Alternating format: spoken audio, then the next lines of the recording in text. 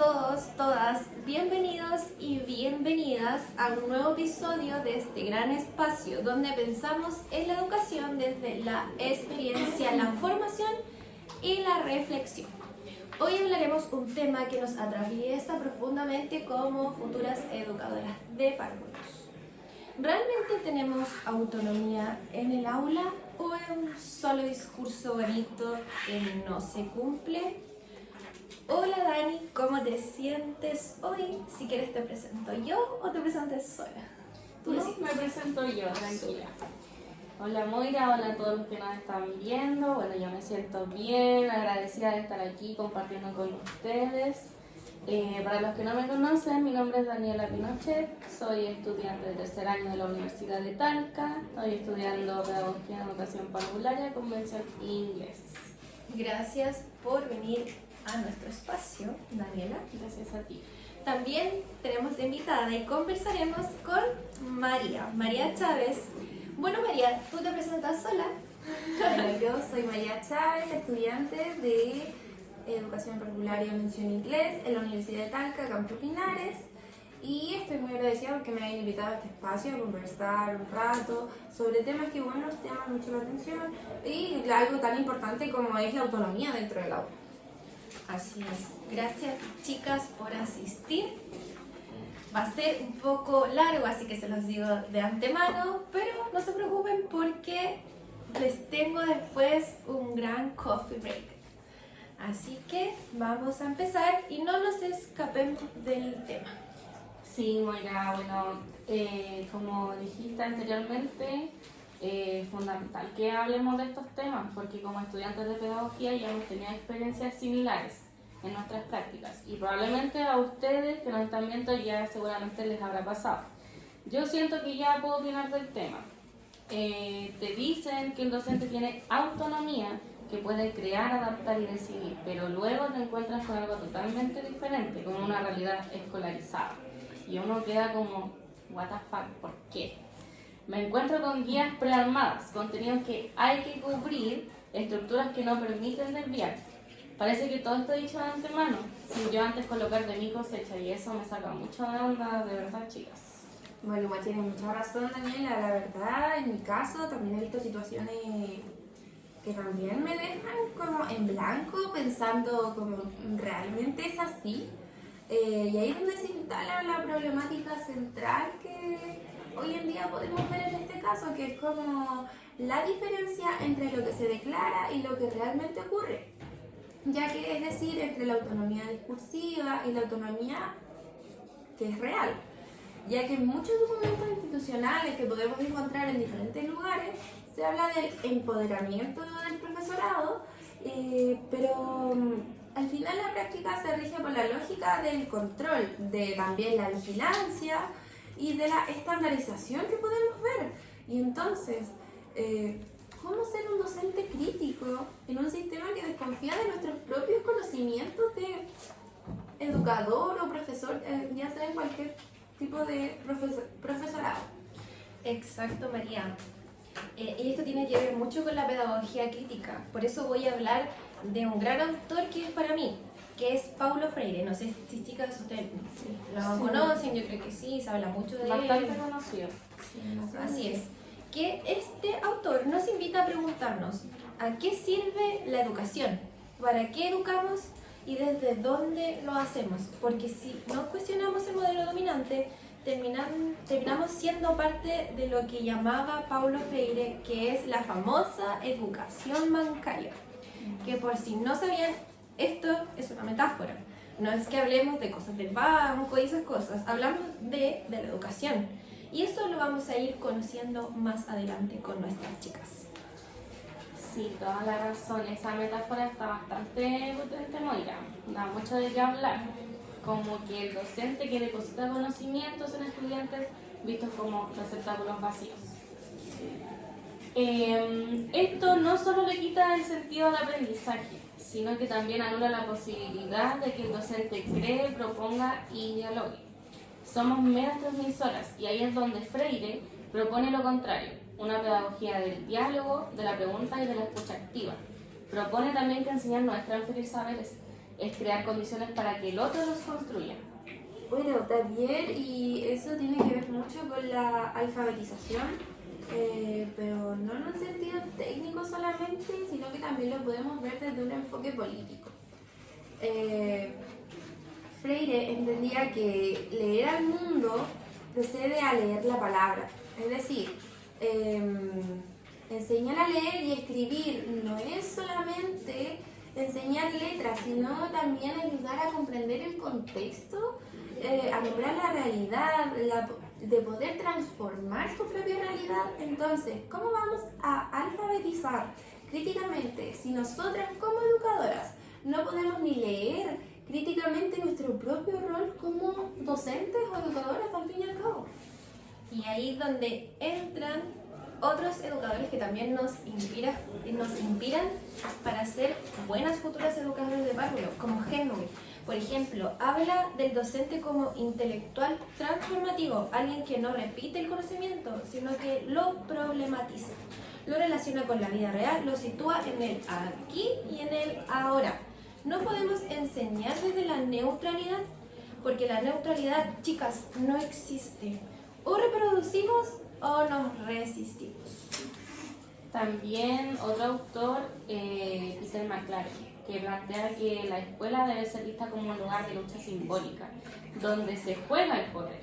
Por eso pensar en autonomía docente es también pensar en poder docente.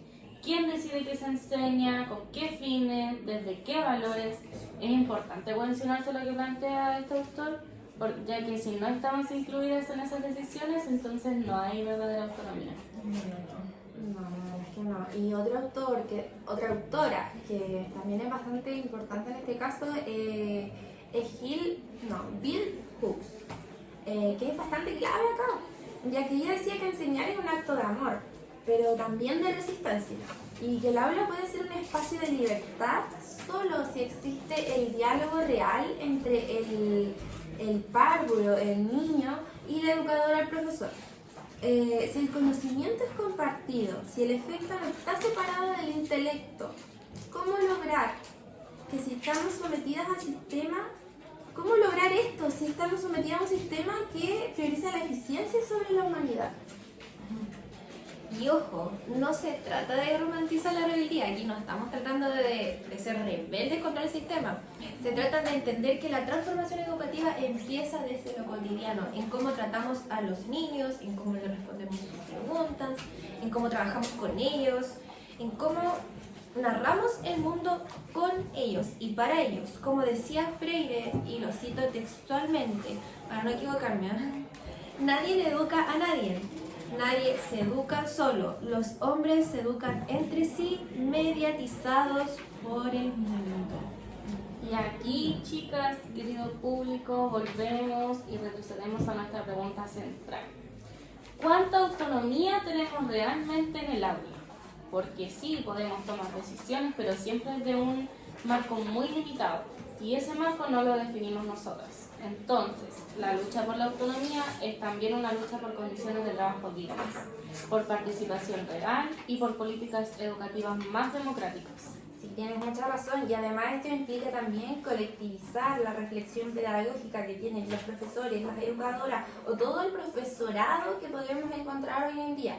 Hablar entre docentes, escribir, leer críticamente, participar en espacios de formación continua. Porque la autonomía no es individual, es colectiva. Es colectiva entre todos los colegas, entre todos los asistentes, entre todos, asistentes de la educación, hasta la misma profesora del PIE o profesora de lenguaje, de matemática. Todos somos una comunidad pedagógica donde si no nos apoyamos,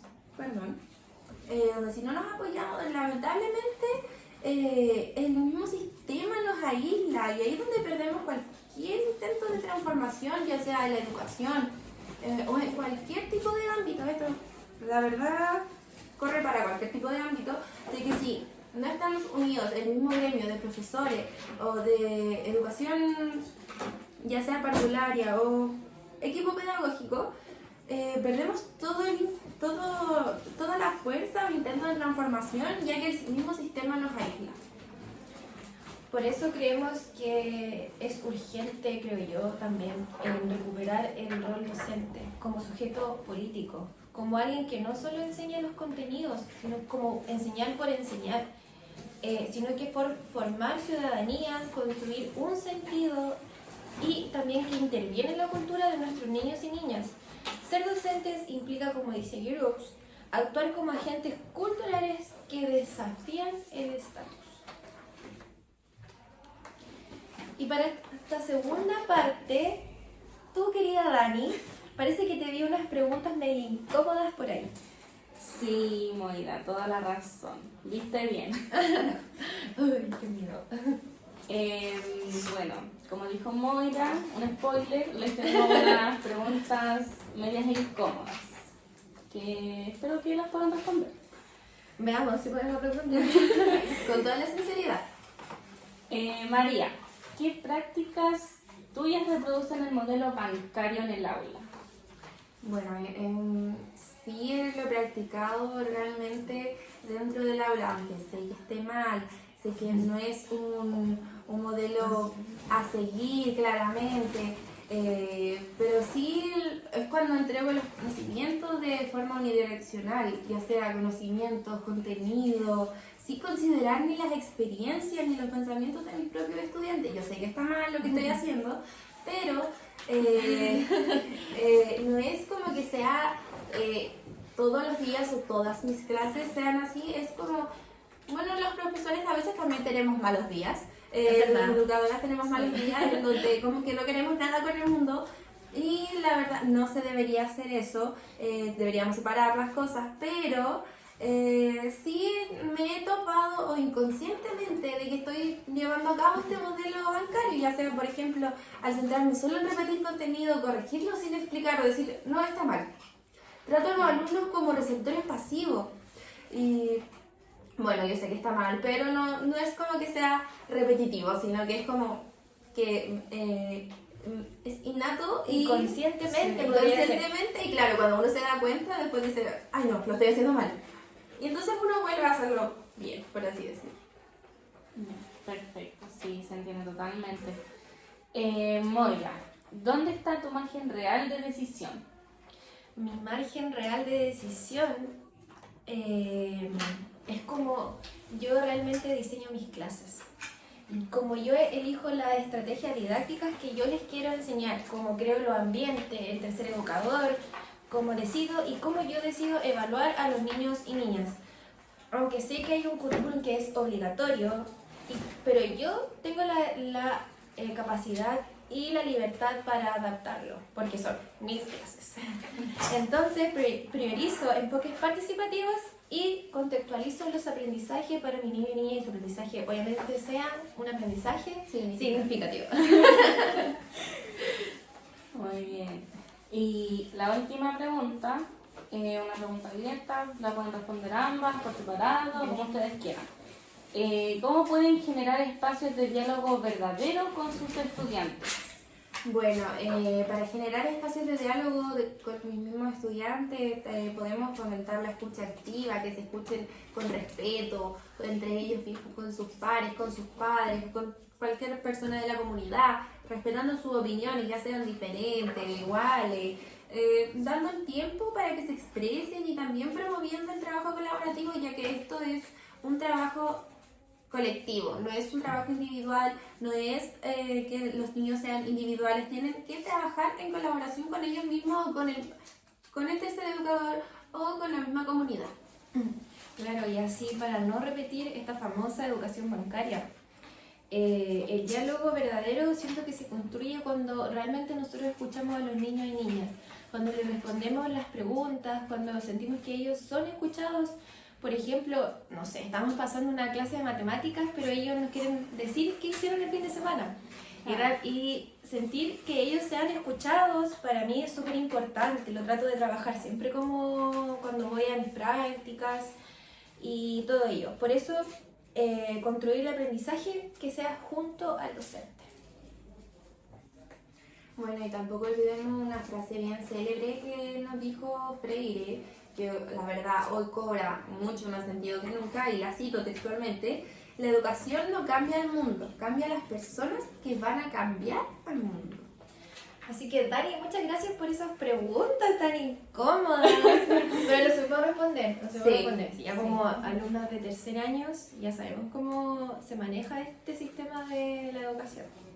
Así que, compañeras y compañeros, le invitamos a seguir pensando y dialogando y cuestionando, porque la pedagogía crítica no es un manual, es una actitud que nosotros adaptamos, una forma de estar en el mundo, y la autonomía no se espera, se construye y se disputa, se ejerce en cada gesto pedagógico.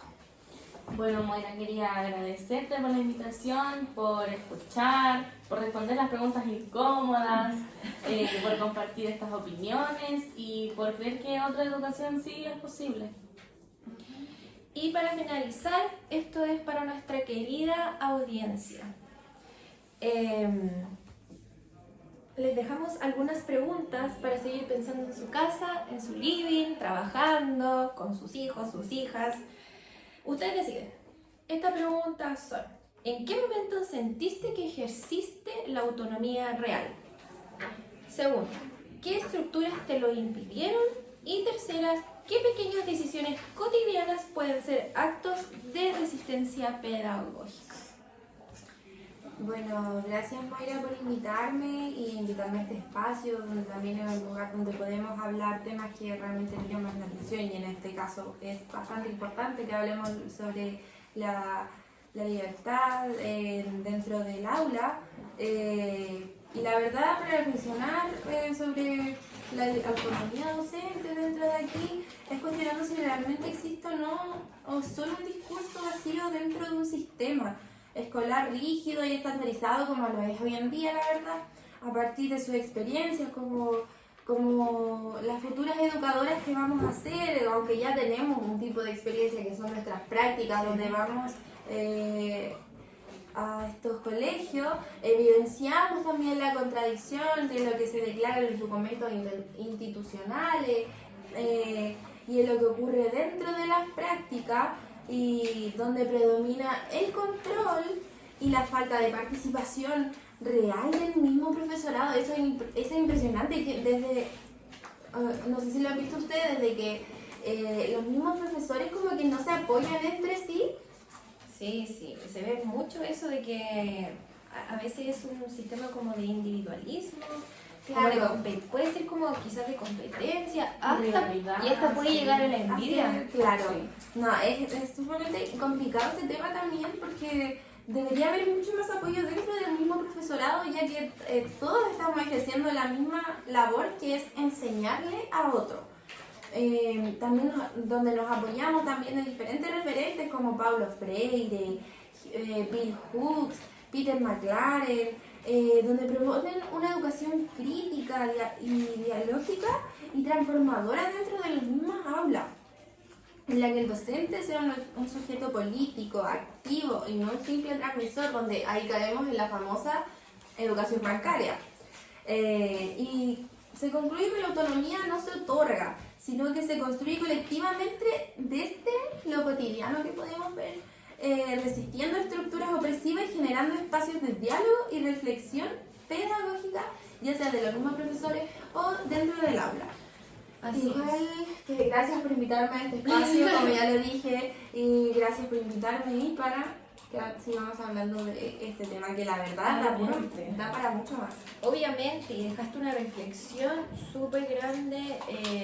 Yo entendí todo con tu reflexión. Gracias a los referentes que fue Paulo Freire, Bill Hooks y Peter McLaren, que son muy importantes como nuestra práctica pedagógica, como futuros educadores que los vamos a usar y usar hasta que estemos trabajando.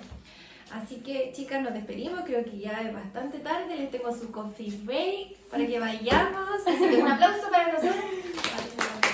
Así que nos volvemos a encontrar en otro episodio, pues, chicas. Claro. ¿Te tinca, no? Sí, hay mucho de qué hablar todavía. Así que este tema es muy grande para seguir hablando. Así que nos despedimos con la audiencia, así que nos vemos en otro episodio. Adiós.